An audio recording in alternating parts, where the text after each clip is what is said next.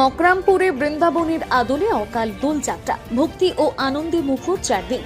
শান্তিনিকেতন বা বোলপুর মানেই বসন্ত উৎসবের বিশেষ আবহ। তবে দোল পূর্ণিমার আগে বোলপুরের মকরমপুরে শুরু হয়েছে বৃন্দাবনের আদলে অকাল দোলযাত্রার এক অনন্য আয়োজন।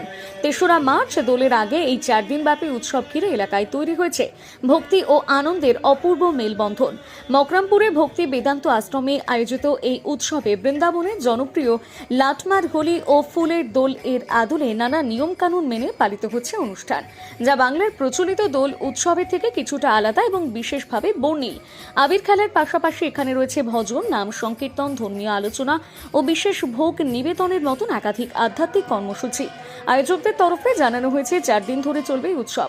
প্রতিদিন সকাল থেকে সন্ধে পর্যন্ত চলবে পূজার্চনা এবং কীর্তন। সন্ধ্যায় থাকছে বিশেষ ধর্মীয় অনুষ্ঠান ও প্রসাদ বিতরণ।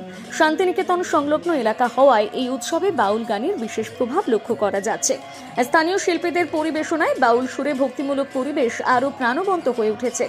যদিও শান্তিনিকেতনের ঐতিহ্যবাহী বসন্ত উৎসবের সঙ্গে এই আয়োজনের ধরন আলাদা, তবুও মকরামপুরের এই বিশেষ দোলযাত্রা ইতিমধ্যে ভক্তপ্রাণ মানুষদের কাছে আকর্ষণীয় গন্তব্য হয়ে উঠেছে। দূর দূরান্ত থেকে বহু মানুষ এই উৎসবে অংশ নিতে ভিড় জমাচ্ছে। বসন্তের আবহে রং, ভক্তি ও লোকসংস্কৃতির মেলবন্ধনে মকরামপুরের অকাল দোলযাত্রা এবার এক অন্য মাত্রা যোগ করল বোলপুরের উৎসবের তালিকায়।